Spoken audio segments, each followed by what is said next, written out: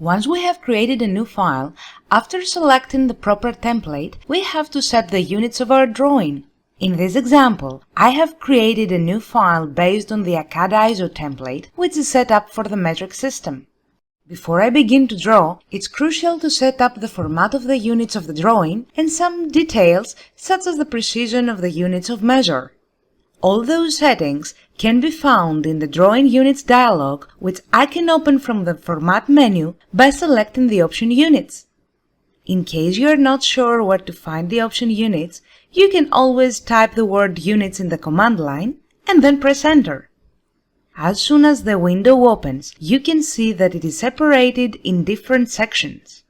The first section is about the length. The Type field displays the format of the units of measure, which can be architectural, decimal, engineering, fractional, or scientific. The most common format is decimal, which is the one we are going to use now. As for the precision, it represents the number of decimal places displayed for linear measurements. In the same way, we can set the format of angles. The most common used format for people who are using the metric system is decimal degrees, so I will leave the angle format set in decimal degrees. The precision field below works the same way as the precision and length.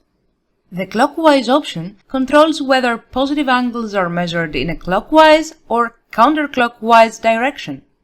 When the checkbox is checked, the angles are measured in a clockwise direction, otherwise they are measured counterclockwise. From the Insertion Scale field, the scale of the blocks and drawings that will be inserted into the current drawing is defined.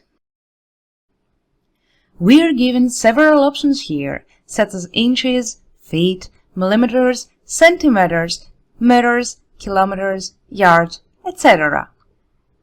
Typically, we want this scale to coincide with the units we are going to draw in. So, if for example I'm going to draw in meters, I will select meters in this field.